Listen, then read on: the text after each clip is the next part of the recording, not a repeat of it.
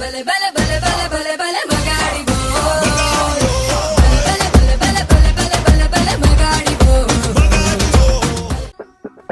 Morning sir, నేను మీకు ఏ విధంగా సహాయపడగలను? నమస్కారం అన్న, మా బాత్రూంలో నీళ్ళు రావడం లేదు. ఆ ట్యాప్ రిపేర్ చేసే వాళ్ళకి ఇద్దరు పంపించినావంటే బాగుంటుంది. ఎంత సార్? ట్యాప్ రిపేర్ చేయాలా? వారం రోజులు వస్తుంది నీళ్ళు పోసుకుని, ఒళ్ళంతా ఒకటే నవ్వలు. నన్ను ఉంటే ఒక ఇద్దరు పంపినా. సార్ మీరేం మాట్లాడుతున్నారు, నాకు అర్థం కాల. అవును, ఎంతమంది ఉంటారు మీరు ఆడ పనిచేసే వాళ్ళు? సార్ ఒక 500 మెంబర్స్ ఉంటారు సార్. అవునా? రేపు కూలీలు తక్కువ మంది వస్తారు నారు నాటే వాళ్ళు. నువ్వు ఒక 100 మందిని పంపించినావంటే ఎంతో కొంత ఇప్పించేస్తా. నా పేరు చెప్పొద్దు.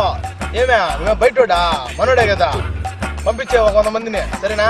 సార్ మేము ఇక్కడికి నారు నాటేదానికో నీళ్ళు పోసేదానికో కూలి పని చేసేదానికో ఇంత పెద్ద చదువుకొని ఇక్కడ రాలేదు సార్. నారు నాటుకునే దానికన్నా పీకే పని ఏముంది మీకు అక్కడ? ఏదో పాపం కూలి డబ్బులు ఇప్పిద్దాం అనుకుంటే నువ్వు నన్నే బాగా. సార్ మీరు కస్టమర్ కేర్కి ఫోన్ చేసి ఇలా అంతా మాట్లాడకూడదు సార్. మీకు ఏదైనా సమస్యలు ఉంటే చెప్పండి సార్, సాల్వ్ చేస్తాం. ఇప్పుడు సమస్యలు అంటే ఒక పిల్లమా, ఇద్దరు అత్తినా కొడుకులు, ఊర్లో గొడవలన్నీ ఇంటి ముందర తెచ్చిపెట్టేసి సాయంత్రం అయితే ఊర్లో వాళ్ళు ఈపతో కూడా విమానం మోగిచ్చేస్తున్నారు, చితకేసేస్తున్నారు. నొప్పులు ఊళ్ళంతా. రాత్రిలో నీళ్లు పోసుకుందే నిద్ర రాదన్నా. ఏం చేసేది? ఇట్లా సమస్యలు నాకు. మా అమ్మ అప్పుడే చెప్పింది, ఇప్పుడే పెళ్లి ఎందుకురా అనేసి. నేను ఇంటే కదా టకా టకా అని పెళ్లి చేసుకునేనా, పటా నిద్ర కనేనా.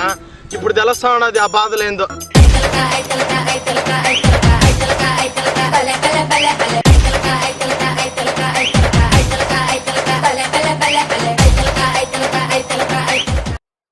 ఈ మధ్యన కిడ్నీలో 4 రాళ్లు పడ్డాయి. ఆపరేషన్ కి 1,70,000 అడిగినారు.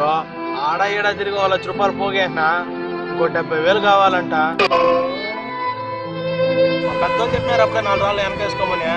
వాళ్ళు చెప్పినట్టే చేసిన. వీళ్ళు ఏమంటే ఆపరేషన్ చేయాలంటా ఉంటారు. ఎవరిని నమ్మాలో ఎవరిని నమ్మకూడదు ఏం అర్థం కాలేదు. నువ్వు చెప్పినా ఏమన్నా ఇదేమన్నా న్యాయమేనా? నువ్వు ఒక 70,000 అరేంజ్ చేసినావంటే వడ్డీతో కలిపి ఇచ్చేస్తాను. సారీ సార్, నేను జాబ్లో జాయిన్ అయ్యే 2 వీక్స్ అవుతాను సార్. అయినా మీరు ఇలాంటివన్నీ మమ్మల్ని అడగకూడదు సార్. నువ్వే కదా అడిగిందా? నీ సమస్యలు ఏమైనా ఉంటే చెప్పమనే. సార్ నేను మీ పర్సనల్ సమస్యలు అడగలేదు సార్. ఫోన్లో ఏదైనా ప్రాబ్లం ఉంటే చెప్పండి సార్.